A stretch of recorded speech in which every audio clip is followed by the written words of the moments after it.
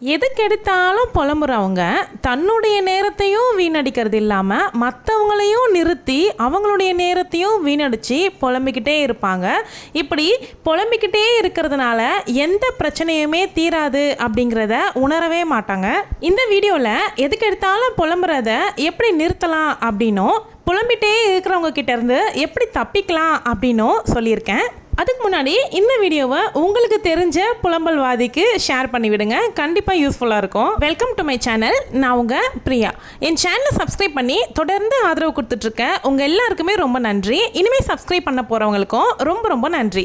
இடம், பொருள், ஏவல் இப்படி எதுவுமே இல்லாமல் பார்க்குறவங்களை எல்லாமே நிறுத்தி வச்சுக்கிட்டு தன்னுடைய இயலாமையும் தன்னுடைய கஷ்டங்களையும் புலம்பிக்கிட்டே இருக்கிறவங்கள எல்லாருமே தவிர்க்க தான் நினைப்பாங்க. அப்படியும் இல்லை அப்படின்னா உங்களுடைய புலம்பல் எல்லாத்தையும் காதுல கேட்டுப்பாங்க. இன்னும் சில பேர் அதை வேற ஒருத்தவங்க கிட்ட சொல்லி கேலி பண்ணுவாங்க. அதுலயும் பெண்களா இருந்தா தன்னுடைய வாழ்க்கையினுடைய கஷ்டங்களை இன்னொருத்தவங்க கிட்ட புலம்பி பகிர்ந்துக்கும் பொழுது அதை அவங்க மிஸ்யூஸ் பண்றதுக்கு தான் அதிகமா பார்ப்பாங்க. இதன் மூலியமா பெரிய பிரச்சனையில சிக்கி தவிக்கிறதுக்கு பதிலா உங்களுடைய கஷ்டமோ நஷ்டமோ எதுவா இருந்தாலும் மற்றவங்க கிட்ட போகாம நீங்க இறைவன் கிட்ட சொல்லிட்டீங்க அப்படின்னா கடவுள் வழியா யாருக்குமே உங்களுடைய செய்தி போக போறது கிடையாது.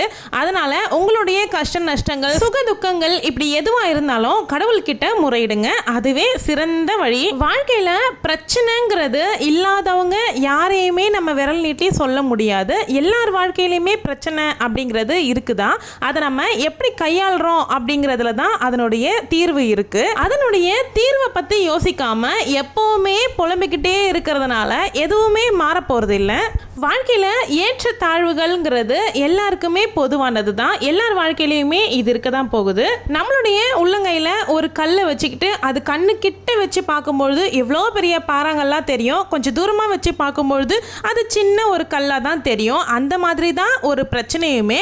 நம்ம அந்த பிரச்சனையை ரொம்ப கிட்ட வச்சுக்கிட்டு மண்டைக்குள்ளே போட்டு அதை புலம்பிக்கிட்டே இருந்தோம் அப்படின்னா அந்த பிரச்சனை நமக்கு தீராத பிரச்சனையாக தான் இருக்கும். கொஞ்சம் தள்ளி வச்சு அந்த பிரச்சனைக்கான தீர்வை நீங்கள் யோசிக்கும் பொழுது தான் அந்த ஒரு தீர்வு கிடைக்கும். ஒரு பிரச்சனையை சந்திக்கிறவங்களுடைய மனநிலையை பொறுத்து தான் அந்த பிரச்சனை ஈஸியான பிரச்சனையா, தீர்வு காணக்கூடிய பிரச்சனையா, இல்லை பெரிய பூதாகரமான பிரச்சனையா அப்படிங்கிற மாறும். நம்மளுடைய மனநிலை தான் இருக்கு.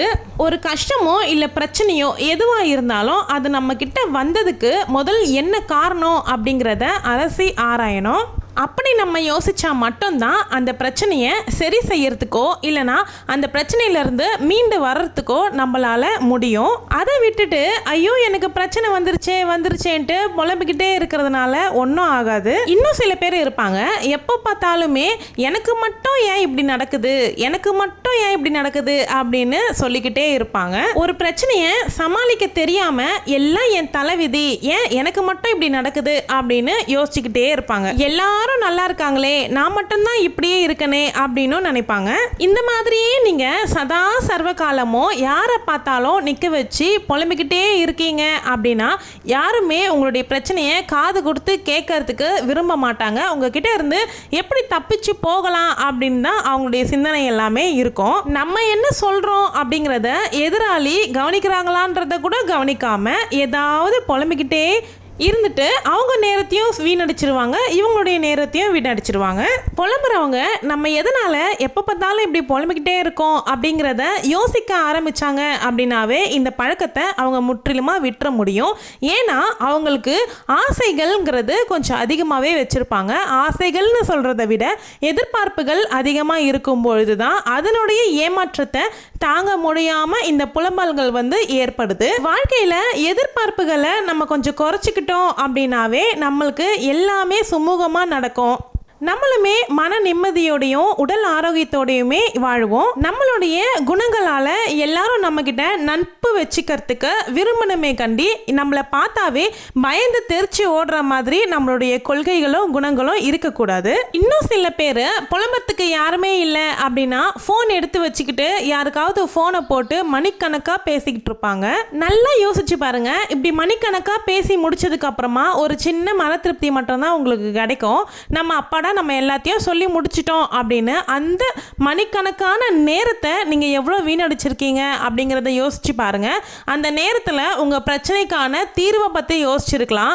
எதிராளுடைய நேரத்தையும் நீங்கள் வீணடிக்கிறீங்க. இதனால உங்களுடைய உழைப்பு, தன்னம்பிக்கை இது எல்லாமே வீணடிக்கப்படுது. புலம்புறவங்களுடைய புலம்பலை கேட்டு ஆறுதல் சொல்கிறேன் அப்படின்னு நீங்கள் கிளம்புறீங்க அப்படின்னா உங்களுடைய நேரம் முழுசா வீணடிகிறது இல்லாமல் ஒரு விதமான மனக்குழப்பத்திலையுமே நீங்கள் ஆட்பட்டுருவீங்க.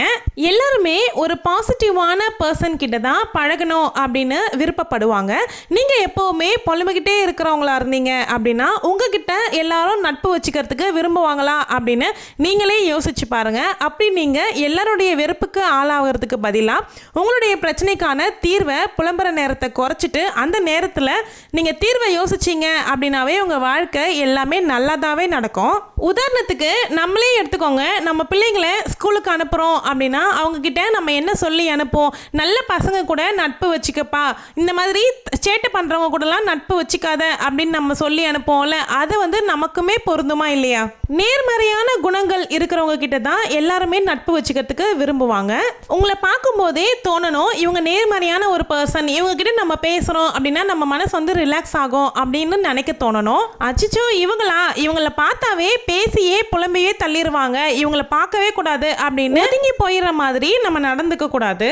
அளவுக்கு அதிகமான ஆசையும் அளவுக்கு அதிகமான எதிர்பார்ப்புகளும் பொறாமைகளும் நமக்கு மட்டும் ஏன் இப்படி நடக்குது அப்படிங்கிற ஆத்தாமையும் இதெல்லாமே இருந்துச்சுன்னா புலம்ப தோண்டிட்டே தான் இருக்கும். இதெல்லாம் ஒரு சில விஷயங்களை வச்சு நம்ம தவிர்த்துக்க முடியும். நம்மளுடைய ஆசைகளை குறைச்சி பொறாமை எண்ணங்களை எல்லாமே விலக்கி நம்ம உண்டு நம்ம வேலை உண்டுன்னு வாழ்ந்தாவே நமக்கு ஏற்படக்கூடிய வீணான கோபம் எல்லாமே மாறிடும். என்ன கேட்டிங்கன்னா இதுலேருந்து விடுபடுறதுக்கு உங்களுக்கு ரொம்ப உதவியாக இருக்கிறது இறை வழிபாடு நான் சொல்லுவேன். நீங்க கடவுள எந்த அளவுக்கு கும்பிடுறீங்களோ அந்த அளவுக்கு உங்க மனசு அமைதி அடையும். அது எந்த மதத்தவரா இருந்தாலும் பரவாயில்ல, உங்களுடைய மதத்தினுடைய இறைவனை நீங்க கும்பிடுங்க. தியானம் பண்றது மூலமா உங்க மனசு ரொம்ப அமைதியாகும். இந்த மாதிரியான புலம்பல்களுக்கெல்லாம் நீங்க ஆளாக மாட்டீங்க. உங்க மனசுக்குள்ளவே நீங்களே பேசிக்குவீங்க. இதை விட்டுட்டு உங்க குடும்ப விஷயங்களையோ இல்ல குடும்ப நபர்களை பத்தியோ அடுத்தவங்க கிட்ட புலம்புறது மூலமா நீங்களே உங்க வாழ்க்கையை கேள்விக்குறியாக்கிக்கிறீங்க அப்படின்னு தான் அர்த்தம். இந்த மாதிரி எண்ணங்களை எல்லாமே மாற்றி நல்ல எண்ணங்களை வளர்த்துக்க தொடங்குங்க. நம்ம சேனலில் பெண்களுக்காகவே தொடர்ந்து நிறைய மோட்டிவேஷனல் ஸ்பீச் கொடுத்துக்கிட்டே வந்துட்டுருக்கேன். அந்த வீடியோஸ் எல்லாமே ஒரே பிளேலிஸ்ட்டாக பெண்ணே உனக்காக அப்படின்னு ஒரு பிளேலிஸ்ட் க்ரியேட் பண்ணி அதில் போட்டுக்கிட்டு இருக்கேன். அந்த பிளேலிஸ்ட்டை செக் பண்ணிங்கன்னா நிறைய வீடியோஸ் உங்களுக்கு கிடைக்கும், நிறைய டிப்ஸுமே உங்களுக்கு கிடைக்கும். அது மட்டும் இல்லாமல் பணத்தை எப்படி சேமிக்கிறது பற்றியுமே நிறைய வீடியோஸ் நம்ம சேனலில் இருக்குது.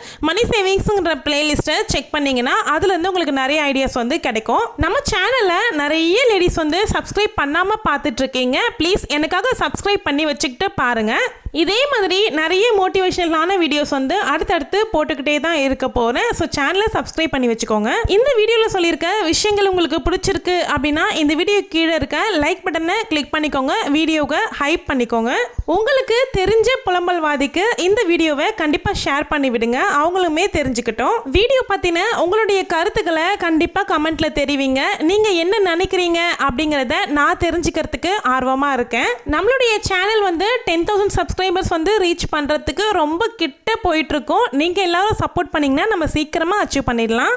10,000 ரீச் ஆனதுமே நம்ம சேனலில் ஒரு கிவ்அவே அனௌன்ஸ் பண்ண போகிறேன். அதுலேயும் பார்ட்டிசிபேட் பண்ணிக்க முடியும். தேவ்பிரியா ஃபேன்சி அப்படின்னு எனக்கு இன்னொரு யூடியூப் சேனலுமே இருக்குது. அந்த சேனலுக்குமே ஆதரவு கொடுங்க. குறைஞ்ச முதலீட்டில் வீட்டில் இருந்துக்கிட்டே பிஸ்னஸ் பண்ணணும் அப்படிங்கிற லேடிஸ்க்கு அந்த சேனல் ரொம்பவே யூஸ்ஃபுல்லாக இருக்கும். கண்டிப்பாக விசிட் பண்ணி பாருங்கள். தேங்க்யூ.